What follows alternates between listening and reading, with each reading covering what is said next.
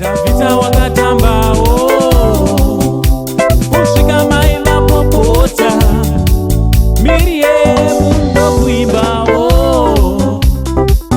nenindoi Tritse social media mandinoswera ndichiona nyaya dzemacelebrity kunyanya kuti zviri kuitika kuti vaita sei, vakosora here, ajamba here, aita sei. Tine ndakaita sona nawo kudai nekuti ndini sekuru vavo, the only Zimbabwean angu anditi ndinotenderwa ngendiri ndinodaro. Ndine nyaya yaMambo Duterere, handiti Mambo Duterere yandauya nayo yandoda kuti tinge tiri tinombozwa panapa. Nditi sochiteerera ndisati ndakuzivisai, itaskirire kusubscribe, notification bell, nekulike, nekukomenta. Nditi nchitoti zviri kufamba here kwese kwamuri vazukuru vasekuru Seidi. Handiti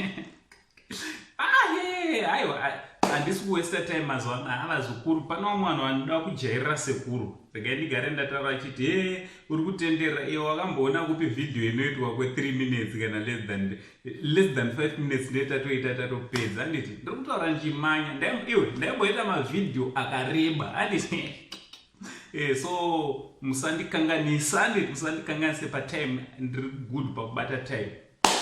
Mambo Duterere ndowanyora mashoko ari panapa kuti advantage fame muZimbabwe ndekuti unopiwa zvinhu mahara. Mambo ndakuudzai chokwadi, pamwe ndiwo wega unopiwa, vamwe havazviwane muzuka. Haisi nyaya yemunhu wese. Handiti imimi maane mazita makuru, tino vakomana vamwe vafana vasina kana spunu yavakambopiwa naanyone. Fame akutoita seanayo but Zimbabwe yasiyana nedzimwe nyika. Handiti ameno macelebrity munozviona sezvataurwa naMambo, kana kuti kumaketa wake sezvaataura kuti ndatomaketa basa, ndatorova basa.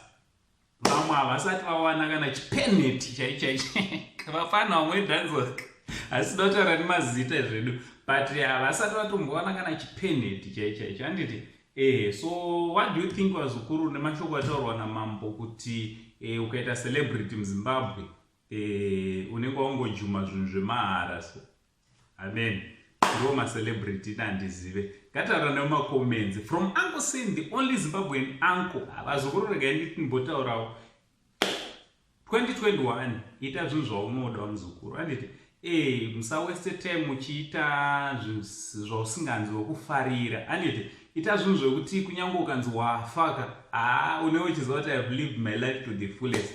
Usazvinzwire tsitsi, usachive zvausina, shanda nezvaunazvo izvozvo. Handiti umwe munhu izvozvo anoda kutoita YouTube channel chaichai. Ndatokuudzai anogara achitotambura kuti manje ndichaita sei, ndodaitawo YouTube channel iwe hapana chinombodiwa chakawanda paYouTube channel. Handiti ndichazoita vhidhiyo rekukudzidzisai kuti YouTube inongodei.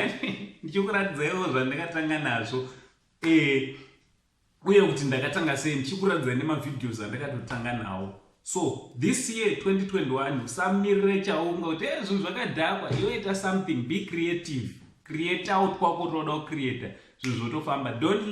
In fact usamirire kuti vanhu vakuti iwe unogona, because unofunga kuti dai kwenzi ndakamirira kuti vamwe vanhu vazondiudza kuti anko ndowatova anko Zimbabwe, ndowato sekuru Zimbabwe, ndowato vafunga dai ndiri panapa nhasi. Channel ino yato ne 21,000 plus subscribers. Tine imwe futi channel yakuda kuti unopinda mu1000 subscriber. Hapasi kutambiwa. So be serious with your life. Live as if you are going to die today. Handiti live your life to the fullest. From Uncle Saint, the only Zimbabwean uncle. But it is not hit much love.